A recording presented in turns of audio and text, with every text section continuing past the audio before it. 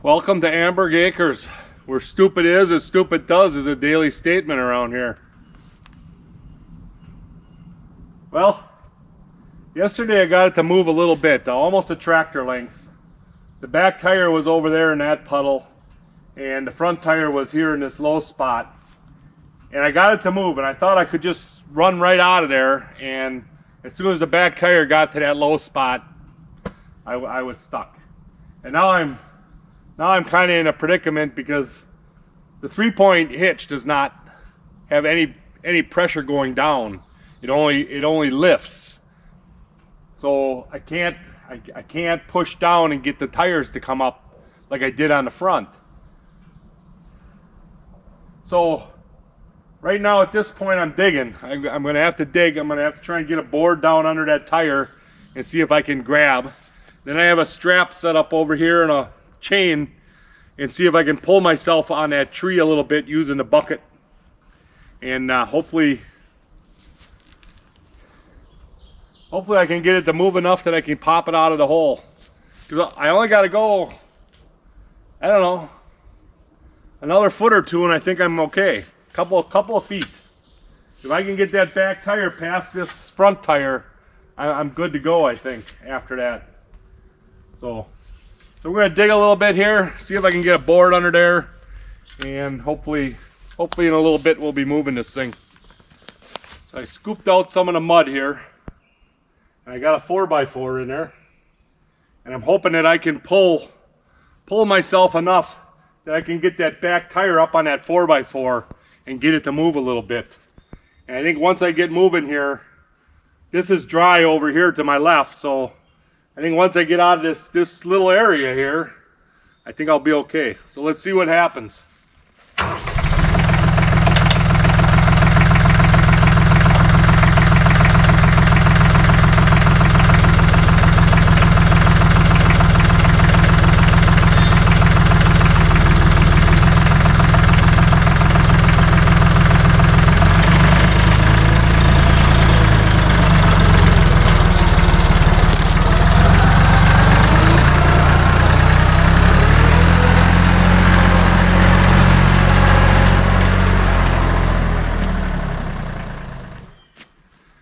Sure, and you guys were all calling me stupid.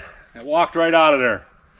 All right, I've done this before. Like I said, I had that skid steer stuck, had the neighbor's tractor stuck, and we got them all out. But if you're going to get stuck, and this is my recommendation to you, if you're going to get stuck, make sure you have your backhoe and your bucket on the front, because it really helps having those two implements on there if you're stuck like that, because then you can just push your legs down, get a piece of plywood or just a block of wood or any kind of brick, whatever, so it doesn't sink in the mud, you know, and push down and lift your tires up, and then throw fresh dirt under there or logs, anything you got, you can throw under that tire, and that'll help you get out of a situation like this here.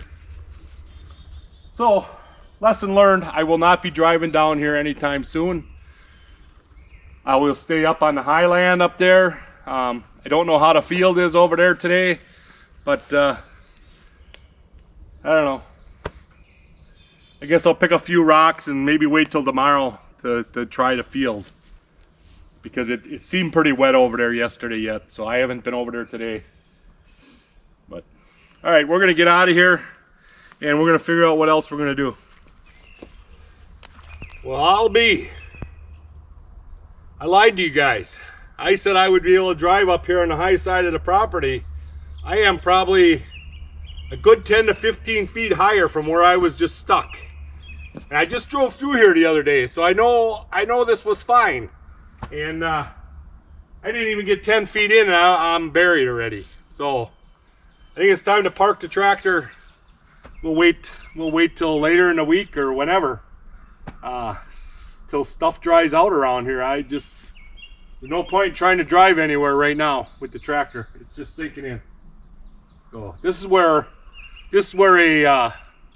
a track vehicle like a skid steer with tracks on would probably be more beneficial in a wetter area like this. You have a bigger, broader area that's not sinking in. The back tires aren't as bad, But those skinny little front tires, they just sink right in. So, all right, I'm gonna get this out of here. This shouldn't be too bad.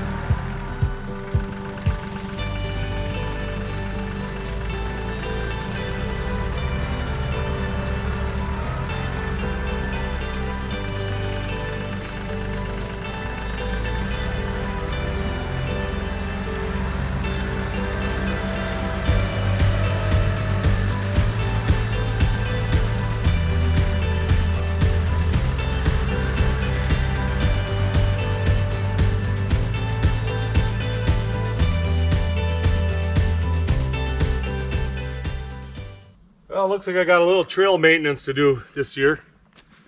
Boy, oh boy. I should be able to make it back to the house. That is another good 10 feet higher up where that trail is. So hopefully I make it back without any problems. It does dip down a little bit down in there. But, you know, it is what it is. It is just that wet out here this year, and every year is different. You know, last year it was dry. I had no issues anywhere. But yeah, here we are, another wet spring. We are out here to spray our clover plot. Now this here plot, when I planted this was kind of a raw field. And the grass, I've had issues with grass in here, basically, is what I'm gonna say. The one over here isn't as bad. That's been tilled up since 2007, so I don't have a whole lot of grass growing in that one. But this one here last year, the grass really kind of took over, and I didn't have time, and I didn't do nothing with it, so I just kept mowing it, and the clover still grew. There's all kinds of clover growing here. But I'm trying a new product, okay? And the product is called Grass Only. So it came recommended by another channel, and I don't remember which channel I saw it on. But there's a technical name for it, and I'm not sure what that name is. But the stuff I bought was called Grass Only, and I bought it off of Amazon. And when you read the label makes it sound pretty nasty. Like it's like if you spill it on your clothes, throw your clothes away, don't even try washing them type nasty, you know. So I'm taking all the precautions. I'm putting on rubber gloves. I'm gonna wear a mask because I don't know what this stuff is really. And I'm gonna spray this field here. And you know, if tomorrow you see me and my skin is falling off my face, you know I had a bad day, and I probably won't use the product anymore. But I'll let you know. You know, in a couple of weeks, I'll let you know how it did on this grass. See if it killed it. It's kind of vague on the instructions on how much to use. They go by acre, you know, like 6 to 16 ounces per acre for a certain type of grass or a certain type of like they have shrubs and they have all ornamental stuff, and you know that you're trying to spray and get the bad grasses out of it, you know, and you want to keep the good stuff. So nowhere on that thing did I find clover, and that's what this was recommended for, was clover. You know, so I don't know where they get this stuff from, somebody says it's for clover, but I'm gonna try it. If I lose the plot here, it's no big deal, you know. This is already, what is this, 3 years old? This is 3, maybe going on 4 already since I planted this clover, and it's still growing pretty good. So we're gonna spray it and see if it kills some of this grass. And you can tell, you know, you can tell how bad the grass is right now already. So I'm gonna hit it early, and we'll see what it does to it. And and if I have to hit it again, I'll hit it again. So I basically put 4 ounces of this stuff in a 2-gallon sprayer. So we're gonna see what that does.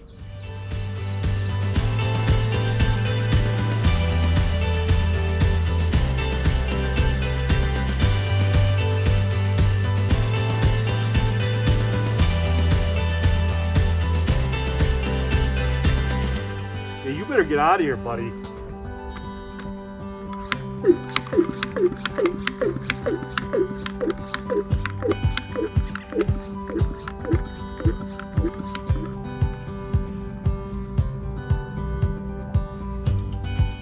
I'm gonna check the wind here a little bit, just so I know which way I'm spraying. I think it feels like it's coming out of the east. Which, yeah, it's kind of coming out of the east. It's not very strong. That's why I'm spraying today, but I'm gonna start on that side and spray and work my way this way. That way it's not coming back in my face or nothing.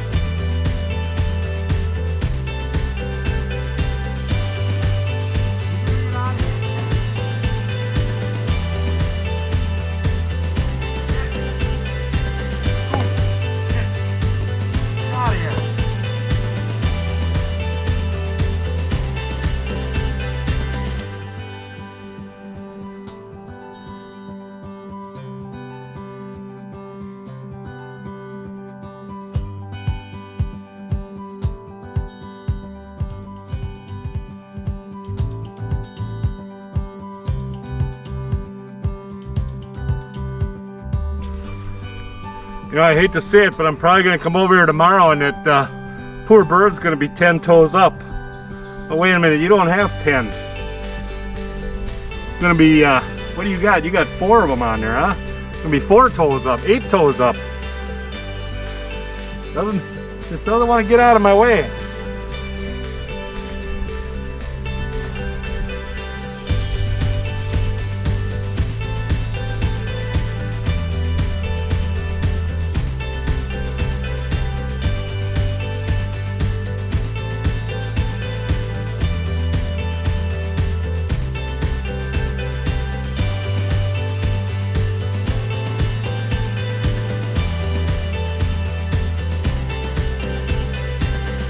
So I can see it as it's landing on the grass. It's leaving a little white spot, or little white spots, I should say, on the blades of grass. So I know it's hitting it, so we'll see. I don't know how fast it's going to kill it, but we'll see what it takes.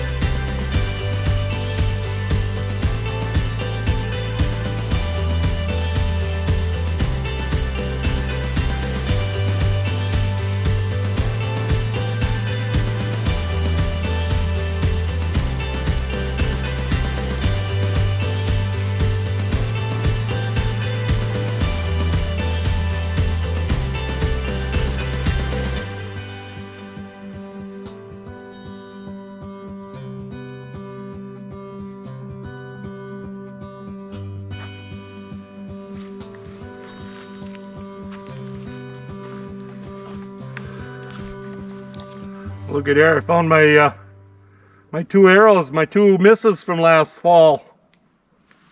Couldn't find these arrows, but I was pretty sure I missed a deer, and yeah, obviously I missed, plain and simple. All right, we got that one sprayed. We'll come back in a couple days and see what that looks like. I'm going to take you over and show you the other food plot, the other clover.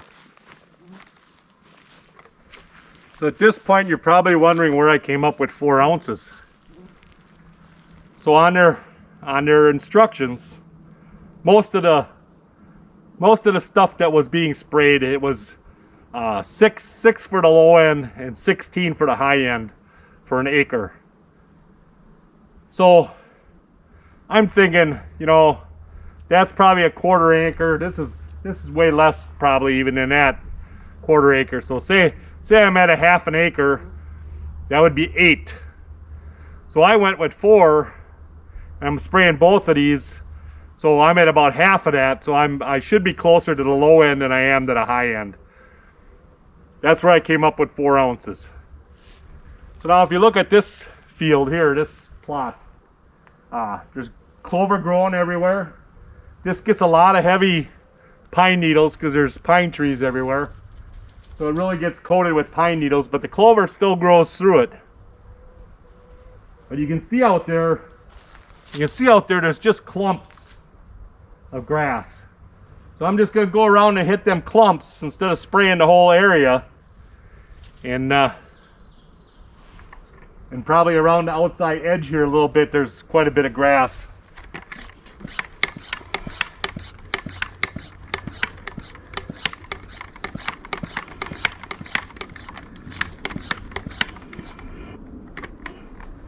Then I'll come back in a couple weeks, and if it's still growing grass, I'll hit it again.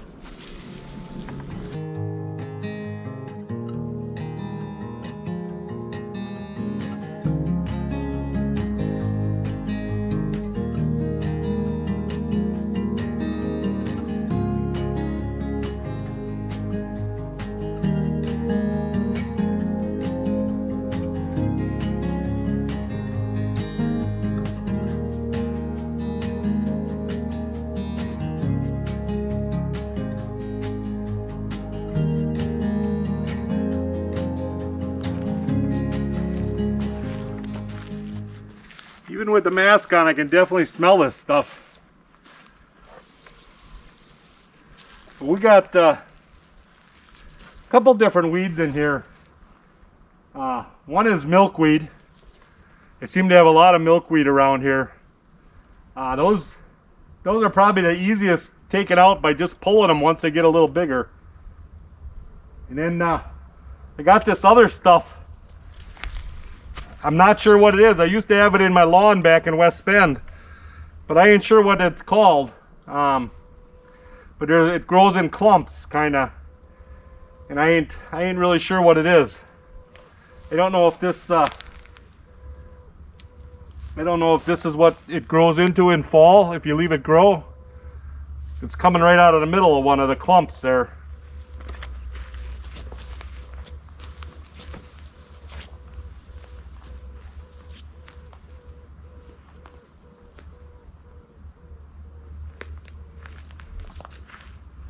And of course, the dreaded dandelion, we got plenty of them. All right, so I think that's it. We've got our spraying done. And now all we need, it's such a beautiful day today, I wish I could be working on a tractor. But it's gonna take, I wanna say it's gonna take about, I need 3 days like this to dry this up over here. So, we'll see what happens the rest of the week. Well guys, I think today is the day. It is Tuesday the 16th. And we've had pretty much the whole weekend without rain here. So it looks pretty dry here now. I got a couple of spots that still look wet, but I think I'll be fine. And I'm gonna get this, I'm gonna finish getting this flattened out because I wanna say Thursday or Friday we're going to be getting rain, and I would like to get some seed down before it rains. And I think that's my target right there. So we're going to get this dirt pushed around, and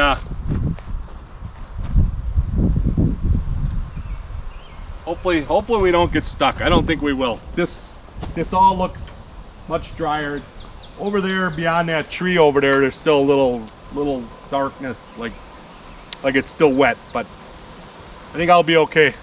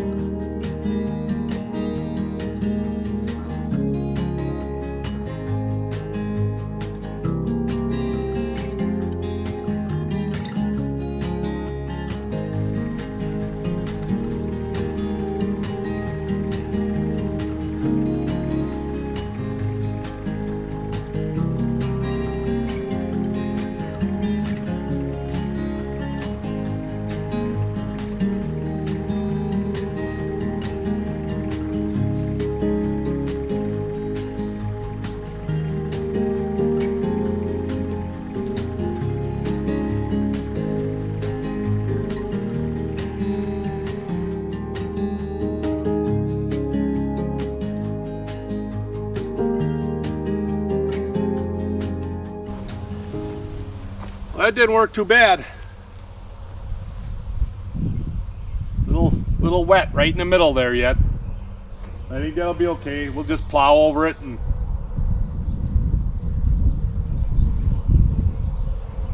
so really all I gotta do is pick up some rocks, a couple of these sticks. I have a ton of these roots. These well, this one's still attached, but these are popple roots, and they are everywhere. This was all popples when I pushed it over last year, and they're everywhere. So they're always going to be here until I plow it. That end of the field up there is looking pretty good now. So this will take a couple of years here plowing it to rip these roots out, and they'll decay and whatever, and they'll disappear. But in the rocks, there's always going to be rocks. So I pick up the biggest ones, and the rest I just leave them lay, you know. So that's going to be it for this video. Hopefully by the end of this week, like I said, Thursday or Friday it's going to rain, so I'm going to try and get some seed down. So hopefully the next video I'll show you how I seed. And that should be it for this. So we'll catch you on the next one. If you like these videos, you know, give me a thumbs up and make sure you subscribe. I just wanted to mention one more thing on this video. I mentioned it on the last video that I will have my plow and my box blade on the tractor until probably Memorial Weekend. Memorial Weekend I'll probably switch it over back to the backhoe. So if you need something plowed up between now and then, you know, contact me. Go to our website ambergacres.com and you know, type in a message. Go to the last page, it's the contact page. You know, type in a message and your email address or however you want me to contact you, and I will get back to you, and we'll try and set something up to plow up your field if you need something plowed. Got anything you want to say?